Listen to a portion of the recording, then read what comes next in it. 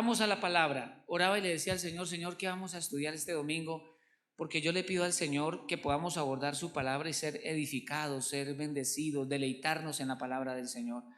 Y algo que observamos en los evangelios es que cuando Jesús atravesaba el mar de Galilea, en varias ocasiones se levantó una tormenta, como ustedes han leído. Iba con sus discípulos y se levantaba una tormenta impresionante, y siempre Jesús aprovechó las tormentas para hacer tremendos milagros y enseñarle a sus discípulos. Luego, las tormentas son escuelas de enseñanza. Dios nos instruye, Dios nos forma, pero siempre al llegar a la orilla hay un poderoso milagro. Siempre el Señor hacía cosas tremendas, y por eso le puse como título al tema de hoy: de la amargura a la bendición. De la amargura a la bendición. Y les puse allí de fondo un desierto, porque vamos a hablar de una sección de la Escritura donde vamos a reflexionar que aunque Dios nunca nos abandona, a veces es parte del camino a atravesar un desierto. Entonces vamos a ir al libro de Éxodo, y allí en esa porción que vamos a leer le quiero compartir 4 cositas. En primer lugar, quiero hablarles de algo que no es muy grato, y son los momentos amargos de la vida. A nadie le gusta eso. Es más, ni nos gusta hablar de eso. Pero hermanos, eso es parte del camino, es parte del proceso, son etapas. Dice Éxodo capítulo 15, versículo 22 al 24. ¿Están conmigo, hermanos? Éxodo 15, 22. E hizo Moisés que partiese Israel del mar rojo. Note que dice, e hizo Moisés que partiesen. Al parecer no querían partir, y Moisés tuvo que forzar la salida de aquel lugar. A veces el Señor nos mueve, y de qué maneras, pero nos mueve. Y es interesante que aquí los mueve para entrar en una nueva etapa del desierto. O sea que a veces Dios nos mueve para introducirnos en tiempos de prueba, en tiempos de formación, en tiempos de poderosas revelaciones del Señor. Porque siempre en el desierto hay manifestaciones y revelaciones de Dios. Entonces Moisés hizo que partiese Israel del Mar Rojo, y salieron al desierto de Shur, y anduvieron 3 días por el desierto sin hallar agua. Imagínate, 3 días por el desierto sin hallar agua. Lo tremendo de todo esto es que la misma Escritura dice que durante los 40 años nunca se apartó la nube de día ni la columna de fuego en la noche. Es decir, siempre Dios los estuvo dirigiendo, y ahora Dios los lleva por un camino del desierto 3 días sin hallar agua. A veces nosotros pensamos que solamente la bendición está cuando la billetera está gordita. Ay, Dios está conmigo. Pero cuando solo quedan almanaques, ay, como que Dios se fue. ¿Qué fue del Señor? Se fue la bendición. Ellos estaban pasando por un desierto, hay escasez, no hay agua, pero no significa que Dios los ha abandonado, sino que Dios los está introduciendo en una escuela. Dice el verso 23, y llegaron a Mara, y no pudieron beber las aguas de Mara, porque eran amargas, por eso le pusieron el nombre de Mara. Esto es interesante, y aquí les quiero compartir un poquito, porque fui a mirar, o sea, Dios me ha permitido compartir ese pasaje varias veces, y hoy quise centrarme en 4 palabras para compartirles. Y la primera palabra es el significado de ese nombre, Mara. La palabra se traduce de un término hebreo, Mará, con H, ¿cierto? Y tiene 3 significados básicamente. La palabra significa amargura, amarga, y también significa cruel. Hay otro pasaje donde se traduce como cruel, la palabra Mara. Entonces, a veces en la vida, en la ruta del camino de Dios, nos encontramos con unos momentos amargos. Gente que nos decepciona, gente que nos falla, familia que nos decepciona, o una persona de la familia que nos ofende, que nos lastima, o Dios permite que entremos en ciertas crisis familiares, económicas, crisis de salud, etcétera, y entonces es como amargo el momento, es amargo. Y cuando nosotros no sabemos manejar ese desierto, nace algo que se llama amargura. Y el apóstol, o mejor, la escritura, porque no se sabe si hebreo lo escribió Pablo o no, dice la carta a los hebreos: mirad por vosotros mismos, no sea que nazca en vuestros corazones raíz de amargura. Y está hablando a cristianos. Entonces, en nuestro corazón puede nacer la amargura. En algún momento nuestro corazón como que puede convertirse en tierra fértil para la amargura, porque no perdonamos, porque quedamos con deseos de venganza. Eso cuando está en relación con el enojo, pero en otras ocasiones se relaciona con complejos de inferioridad, por ejemplo. Entonces nos volvemos depresivos, nos consideramos que somos la cáscara de banano que dejaron tirada, y un poco de cosas vienen a nuestro corazón y nos sentimos mal, nos sentimos hasta desamparados, y en algún momento llegamos a pensar que incluso Dios nos ha abandonado. Y entonces nace la raíz de amargura. Pero la palabra también traduce cruel. O sea que la amargura nos lleva a ser crueles. Una persona con un corazón amargado es una persona cruel con los demás. Yo he sufrido toda la vida y no me ha pasado nada, aquí estoy vivo. De niño me dieron un palo en la casa, él no se va a morir. Y nos volvemos crueles, insensibles, duros, porque la amargura nos lleva a la crueldad. Ellos llegan a las aguas amargas de Mara y no pudieron beber. O sea que, como estudiamos hace 8 días, a veces las situaciones se complican. Usted está pasando por un periodo difícil y se pone peor. Por favor, andar por el desierto ya es duro. Ahora, 3 días sin agua, eso es duro. Y que las encuentras son amargas. Eso es complicado. ¿Qué pasa cuando eso no sucede? ¿Cómo reaccionamos? Mire el caso de Israel, versículo 24. Entonces el pueblo, ¿qué hizo? Murmuró contra Moisés. Tan fácil que es señalar a los demás de ser culpables cuando estamos en una crisis. Si es una crisis matrimonial, es por su culpa, usted siempre fue así, es que usted, eso es lo más fácil.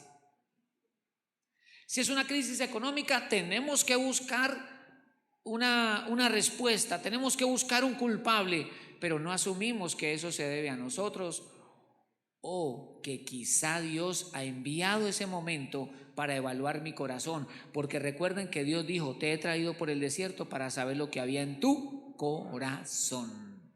O sea que las pruebas, los desiertos, son un excelente escenario, hermanos, para ver lo que hay en nuestro corazón.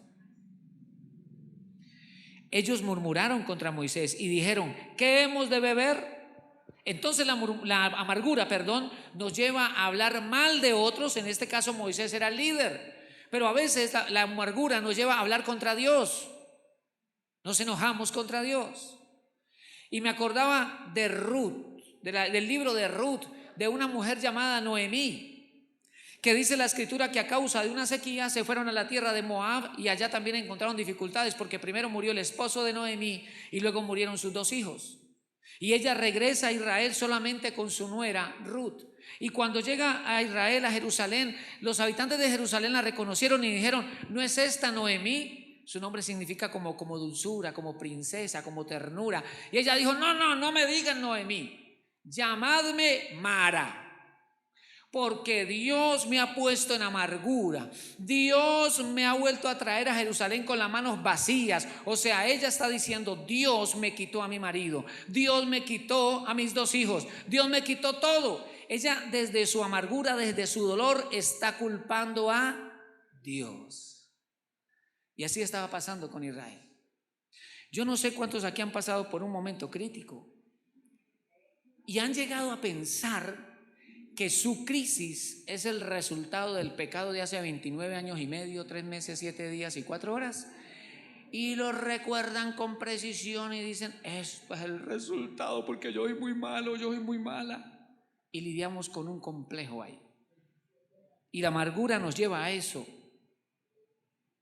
Pero hermanos, la actitud correcta es ir al cuarto, doblar las rodillas y ser sinceros con Dios. Señor, no doy más, no entiendo lo que me está pasando, tú estás en silencio y yo no veo la respuesta a mi oración, pero Señor, aunque me muera, yo te seguiré amando. Y le aseguro que cuando usted derrame su corazón, el Señor va a venir a fortalecerte, a ministrarte y te hará entender que Mara es pasajera. Mara es un momento, Mara no es tu destino. El destino era la tierra que fluye leche y miel.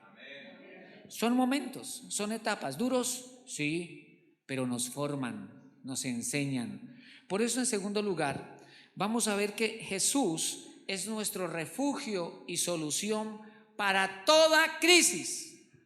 No importa lo que pase, no importa la etapa de tu vida, no importa si es tu crisis, si es tu crisis familiar, si es la crisis de un hijo, no importa lo que esté pasando. Si es incertidumbre respecto al futuro o si Dios está quebrando como la soberbia, no importa lo que está pasando. Siempre Jesús será nuestro refugio y solución. Ahora, la pregunta aquí es, pastor, estamos leyendo Éxodo, estamos leyendo sobre el desierto. ¿Por qué me mete a Jesús ahí si Jesús aparece en los evangelios? Aquí está algo bonito. Éxodo capítulo 15, versículo 25. Leamos con atención. Y Moisés clamó a Jehová. ¿Qué es lo que debemos hacer? Clamar a Dios, clamar a Dios. Y Moisés clamó a Jehová y Jehová le mostró un árbol. Tan bonito eso, ¿cierto? O sea, la crisis está, no la podemos negar, pero me voy a clamar. Y en el clamor Dios me va a mostrar la solución. Dios me va a mostrar la solución. Él me va a dar sabiduría para tomar las mejores decisiones. Noten que Dios no tomó la acción de endulzar el agua sin intervenir. No, le mostró a Moisés qué tenía que hacer. O sea que en la solución nosotros somos parte activa. Nosotros no tenemos que dejarle a la nada la solución de nuestras dificultades. Tenemos que buscar a Dios y tomar decisiones correctas para encontrar buenas soluciones y salir de Mara. Dice entonces allí, y Moisés clamó a Jehová y Jehová le mostró un árbol y lo echó en las aguas y las aguas se endulzaron. Lo que estaba amargo se puso dulce. ¿Usted qué cara hace cuando toma un alimento amargo? Hablemos de algo amargo. Un café bien amargo, otra cosa amarga. Un limón, una fruta de esas así que se pone amarga, una cosa de esas.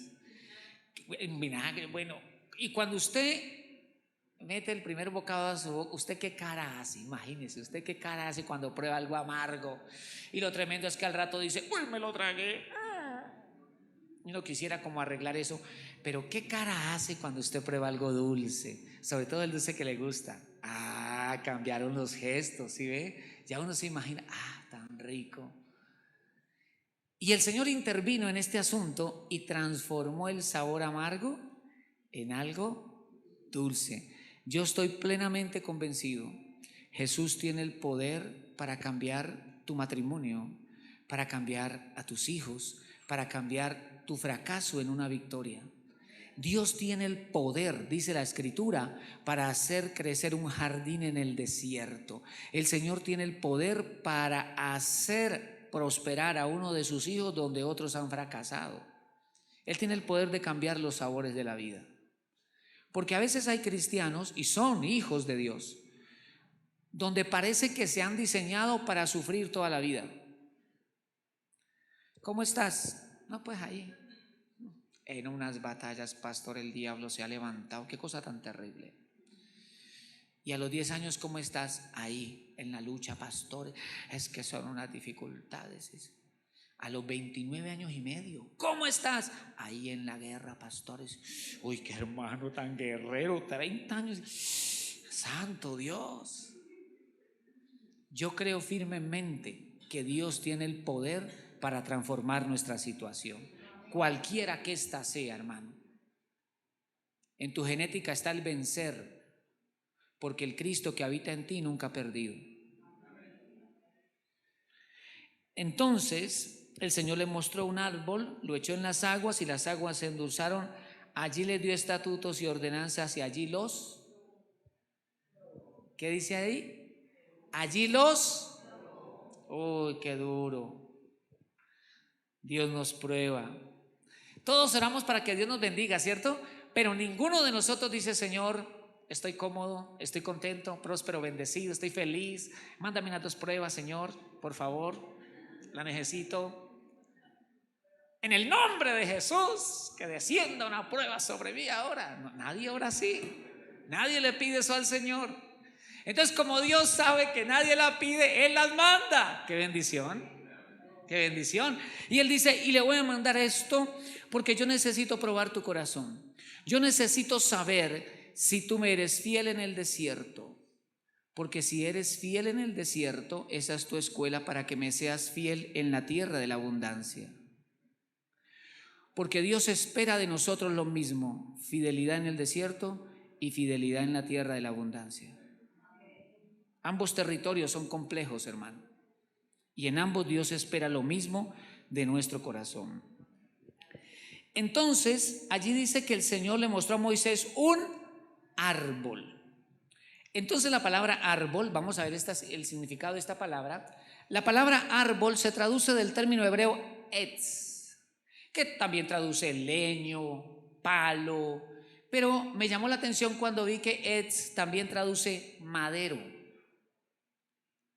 La palabra árbol, allí el término hebreo también traduce madero. Y les quiero contar que me encontré con que en el Nuevo Testamento la palabra madero se utiliza 5 veces en la Reina Valera.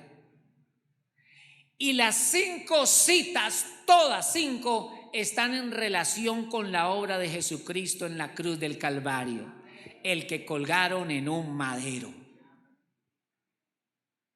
Y les traje esta cita que está aquí, que dice así, primera de Pedro 2:24, quien llevó él mismo nuestros pecados en su cuerpo sobre el madero, para que nosotros, estando muertos a los pecados, vivamos a la justicia, y por cuya herida fuisteis sanados. Y me encantó ese versículo porque tiene mucha relación con el texto que estamos estudiando, porque ese árbol, cuando lo lanzaron a las aguas, sanó las aguas. Y aquí dice, por cuya herida fuisteis sanados. Entonces, cuando yo estoy enfrentando un desierto, yo necesito ir a Jesús, porque Jesús sabe que es estar en un desierto, porque Él estuvo en un desierto 40 días de ayuno y oración. Y ahí vino el tentador y dice que confieras. Fue un tiempo complicado para Jesús, y yo puedo ir a Él y decirle, Señor, ayúdame en este tiempo tan difícil. Y algunas veces son tiempos complicados, pero Jesús siempre estará allí. La solución a toda crisis se llama Jesucristo nuestro Señor. En tercer lugar, vamos a ver la sanidad de Dios para nuestra situación y condición. Y me gustó eso, porque note que no escribí allí la sanidad de Dios para nuestro cuerpo. Sabemos que Jesús nos sana, Él es nuestro sanador. Pero hermanos, ¿yo qué hago? Me cautivó ver que aquí la sanidad no está en función de una enfermedad, sino de las aguas amargas. Sanó unas aguas. Lo tremendo es que no fue la única ocasión. También a través del profeta Eliseo sanó unas aguas amargas. Esas sí eran tremendas porque con eso iban a almorzar, pero el Señor sanó las aguas. Vamos a leer por favor Éxodo capítulo 15, versículo 26. Recuerde que allí los probó. Verso 26, y dijo, si oyeres atentamente la voz de Jehová tu Dios, e hicieres lo recto delante de sus ojos, y dieres oído a sus mandamientos, y guardares todos sus estatutos. Permítame, yo resumo todo eso en una palabra que se llama obediencia. Dice, y guardares todos sus estatutos, ninguna enfermedad de las que envía a los egipcios te enviaré a ti.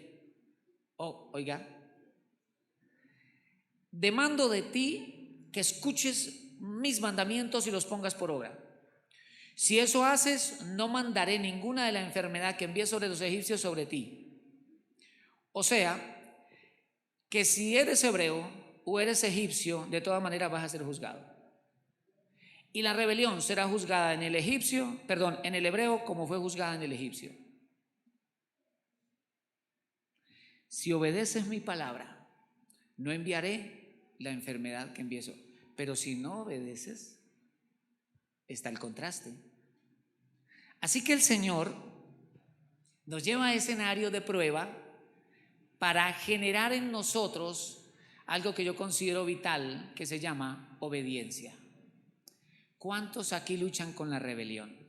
¿Ah? Como 7, Dios bendiga a los demás. Ay, yo me siento bendecido. Dios mío, siento vergüenza, hermano. Rebelión. El ser humano tiene la tendencia a ser rebelde. Tiene la tendencia. Imagínate, Adán y Eva no habían pecado. Estaban en un estado de inocencia y se rebelaron contra Dios. O sea, se fueron contra la palabra. Así que ni siquiera la inocencia es suficiente para evitar la rebelión. El asunto aquí es que nosotros tenemos que derramar nuestro corazón delante de Dios y reconocer que sin Él no somos capaces. Eso es tan fuerte que Dios envió al Espíritu Santo a morar en nosotros. Eso es tan fuerte que nos ha dado una vida nueva en Cristo Jesús. Y aún así luchamos, porque nos cuesta trabajo como rendirnos a Él. Todos enfrentamos tiempos de prueba. Para mí, la mayor pérdida de una prueba es pasarla sin aprender de ella. Señor, ayúdame a pasar esta prueba. Sí, está bien, pero pídele también que te enseñe, que te instruya, que te dé la lección que necesitas aprender en ese tiempo. Pero la parte final del versículo 26 dice: porque yo soy Jehová yo soy Jehová tu sanador. Y eso es lindo, porque nosotros de pronto podemos destacar el poder sanador de Jesús a partir de los evangelios con todos sus milagros, pero vemos que desde el Antiguo Testamento, y específicamente aquí, porque paréntesis, es la primera vez que se revela Jehová sanador.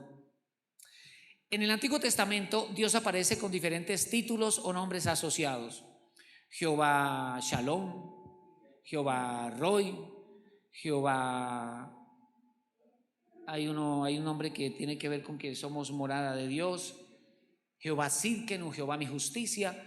Pero en este caso, en el hebreo original, aquí dice: yo soy Jehová Rafa, yo soy Jehová tu sanador. Entonces vamos a ver esa palabra sanador, y esta palabra se traduce del hebreo Rafa, como les dije ahora, ¿no? Algunos quitan la F y ponen la P y la H, pero suena igual. Sanador, del hebreo Rafa. Y esta palabra significa sanar, que es la traducción que leemos en la Reina Valera, pero también significa restaurar. Restaurar. A veces el vivir la prueba nos deja cansados. ¿A cuánto les ha pasado? Agotados, es más, con las ganas hasta de tirar la toalla, de soltar de pronto responsabilidades que Dios nos ha entregado, no de abandonar su camino, porque sabemos que el destino es el infierno, pero como que no queremos seguir con esas responsabilidades. Pero Él es el Dios que nos restaura. Y luego significa arreglar. Él arregla lo que ha sido dañado. Pero quiero destacar esa última palabra: remendar. Remendar. Y cuando usted piensa en remendar, usted piensa en el vestido viejo, dañado, ¿verdad? En lo que ya como que uno dice esto. Pero aquí este remendar es especial, porque es la obra de Dios en algo que ha sido roto, que ha sido herido, que ha sido lastimado. Y les quiero compartir, yo no soy una persona de muchas visiones, pero Dios me ha permitido algunas. Recuerdo una de esas que tiene que ver con remendar. Yo estaba orando por un hombre y eso me llamó la atención. Estaba orando por un hombre y simplemente vino lo que yo vi, ¿no? Y estaba orando por él. Y cuando estaba orando por él, yo vi, no eran muy precisas las manos, pero yo sabía que eran 2 manos grandes, y vi 2 agujas de tejer. Aquí sobre todo las damas, ¿no?, conocieron esas agujas de tejer. Y yo veía un paño blanco y las agujas se movían tejiendo.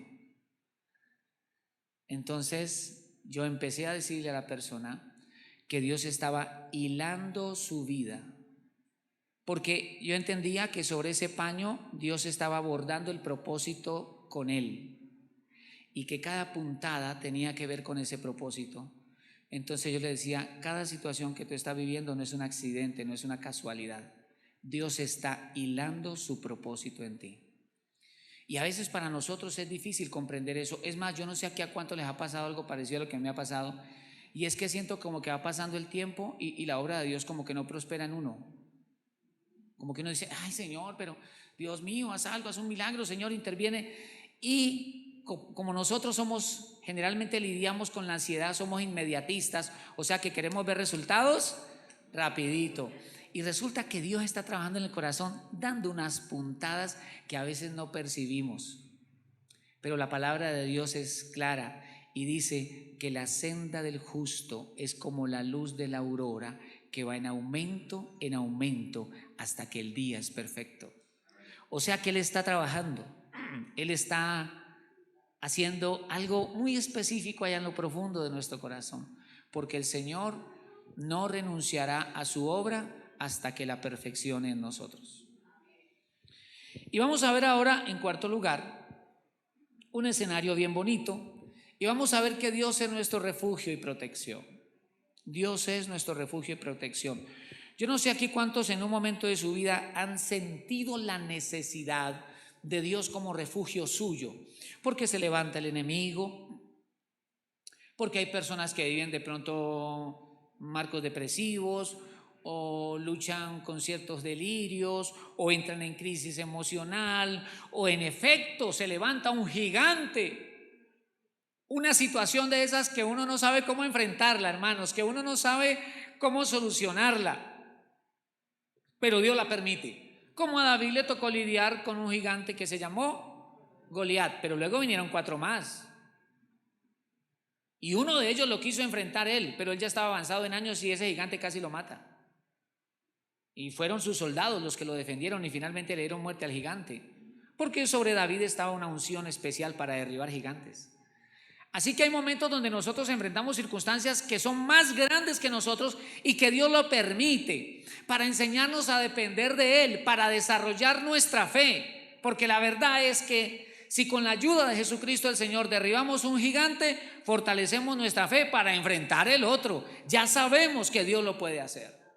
Hermano, y eso no se aprende en un congreso, en un seminario, gloria a Dios por esos eventos. Pero este tipo de situaciones son las que desarrollan en nosotros ese carácter firme en el Señor, esa confianza en el Señor. Entonces, Éxodo capítulo 15 nos dice el versículo 27. Y llegaron a Elim.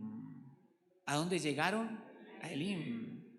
Donde había 12 fuentes de aguas y 70 palmeras, y acamparon allí junto a las aguas. Yo amo esa imagen y lo que yo pienso es en un oasis, porque note que ellos no habían llegado a la tierra prometida, llegaron a un oasis. Por favor, imagínese 12 fuentes de aguas, hermano, fuentes de agua brotando del desierto, 70 palmeras, eso es un oasis. ¿Tú te imaginas la vegetación que hay alrededor de esas 12 fuentes de aguas? Eso es un pequeño paraíso, un verde en semejante amarillo extenso del desierto, pero era un oasis, pero no era la tierra prometida, no era la tierra de la abundancia, era un descanso, era una renovación para continuar adelante. ¿Recuerdan ustedes que un día Elías se quería morir? Quítame la vida, le dijo al Señor. Y el Señor lo restauró y luego le dijo, largo camino te resta. Por lo general los que se quieren morir les quedan bastantes años. Gloria a Dios. ¿Y saben qué es lo lindo? Que él se quería morir, pero no se murió porque el Señor se lo llevó vivo al cielo. Y en un carro de fuego. Qué taxi, ¿no? Uy, hermano, eso es maravilloso. Nuestra mente no alcanza a comprender las cosas celestiales. Pero ellos entraron en una crisis. Finalmente Dios obró y pudieron tomar de esas aguas amargas que Dios las endulzó. Pero una cosa es beber de un pozo y otra cosa es tener 12 fuentes de agua. ¿Me estoy haciendo entender? En tu prueba, con la ayuda del Señor, tú vas a vencer. Pero sé fiel al Señor, camina con Él, porque Él tiene delante de ti un oasis y vas a disfrutar la bendición del Señor. y Él te va a renovar, porque largo camino hay por delante. Y un camino que va a estar lleno de milagros, porque nunca les faltó el maná todos los días. Un camino donde vamos a ver lo sobrenatural del Señor. Así que tal vez te acuerdes ahora de los tiempos difíciles que tú has pasado.